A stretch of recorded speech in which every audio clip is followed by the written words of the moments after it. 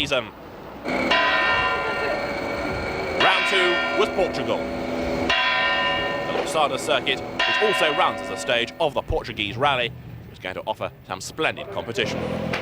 Richard Hutton, a young Essex driver who competes in Division 1 with his white and green Escort Cosworth, was here but had a fairly troubled time during the course of the qualifying heats. That put him into the C final.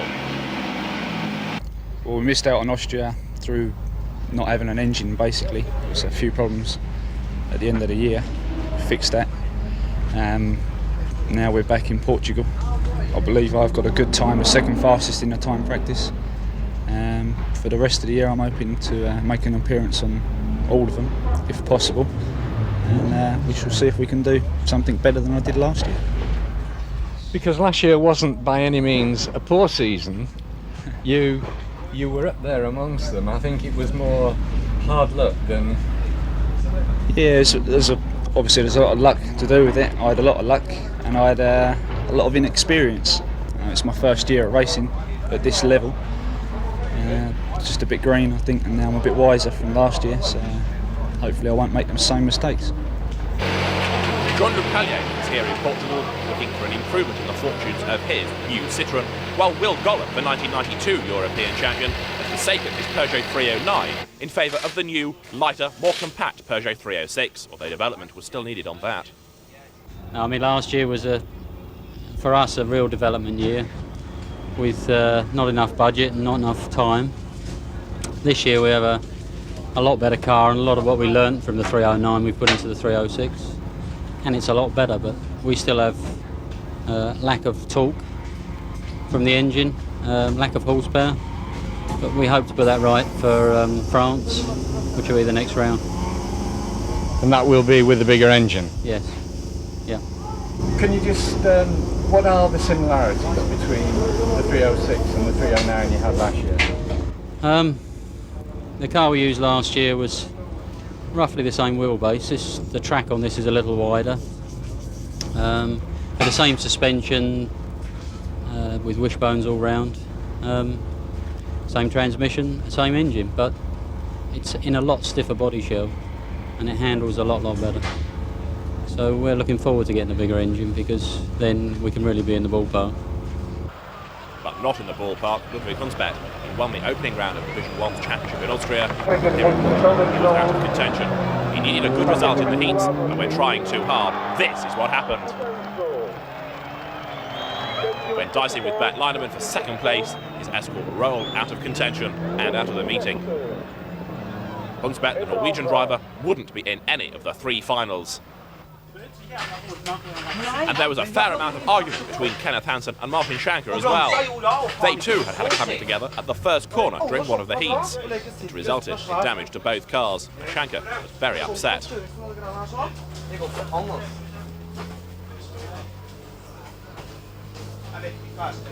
Just 2 rounds into the championship, already the pressure was beginning to tell. This is what happened. Hansen's red Citroën on the outside, Schanker going for a gap to the inside.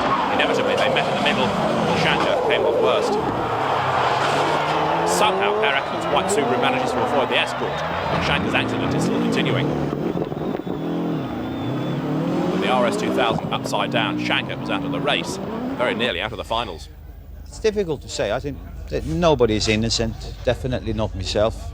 I was braking light, but I was in control of the braking area, and then Kenneth looked over, hesitated and cut across. So we had a touch, but not very hard.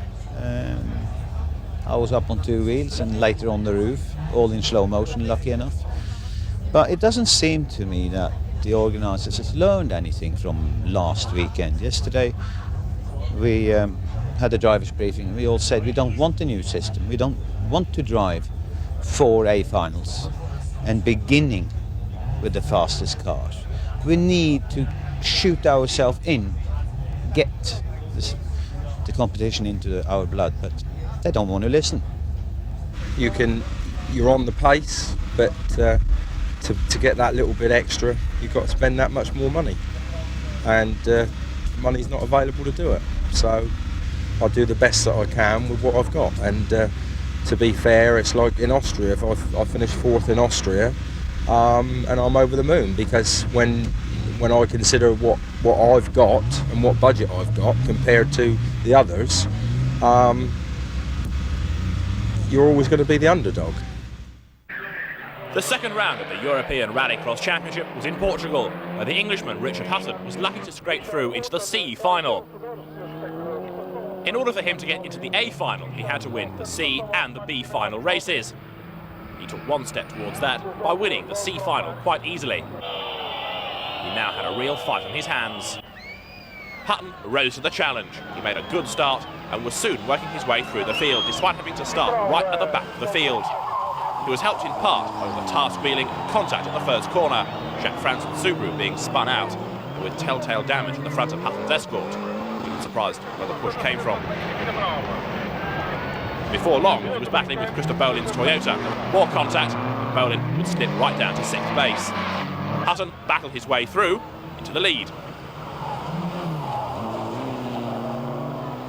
The Toyota ran wide, the gap was left open, and Hutton, having won the C final, now looked as though he could win the B final after all.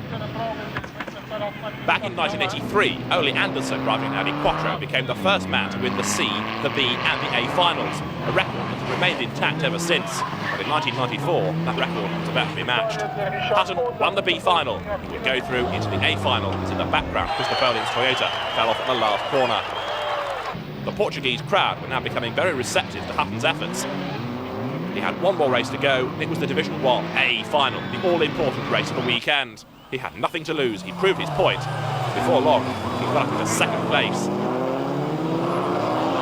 The only car ahead of him now was the similar Escort Cosworth of Jos Kuipers, and as the conditions turned foul and the circuit got more and more slippery, Hutton was able to close on the Dutchman. Swinging through the hairpin, Hutton came out with a quicker exit speed, and as Kuipers scrambled for grip, Hutton found himself on the inside and moved through into the lead. It was a quite incredible drive, and one that had everybody cheering. Despite Kuipers trying to fight back, Hutton was not to be denied on this, his day of days. He'd won the C final, he'd won the B final, and now he was going to win the A final and become only the second man to do this in the history of the European Rallycross Championship. Behind him, Kuipers was still battling with Ivan Opland, though after getting a bit too close for comfort at times. As the battle for 2nd place took up attention, so Hutton was able to pull away and score a famous victory. He'd won all 3 finals in a truly magnificent drive. He may have missed the first round of the championship, but Hutton was a delighted winner in Portugal. The ERA Cup runs for 1400cc Group N cars. Like everything else, it has contact. Here in Portugal, it will be Susan Bergvall, the fiancée of Kenneth Hansen, who came through to win, and in so doing, be the first female winner of an ERA Cup round. Citroën AX Sport beating the Peugeots, the Metros and the Suzuki Swifts, and the ERA Cup will become very competitive by season's end. A delighted Susan Bergvall in what looks like a scaled-down version of Hansen's Division 2 car. She'd won her race. Now, will Kenneth do the same? The answer was seemingly yes. He had an advantage with Martin Schanker in 2nd place and 3rd with Michael Janberg. Jean-Luc Pallier was chasing hard in 4th, with Will Gollop's Peugeot suffering from a lack of power in 5th. Pallier soon moved through into 3rd base. A rapidly improving Citroën Xantia now set off after the top 2. Kenneth Hansen, though, would win. The checkered flag went out, and the entire Shell Sack Citroën team were delighted. Hansen then moved into a commanding lead of the championship. Martin Schanker coming home 2nd. Pallier was 3rd, ahead of Janberg in 4th position.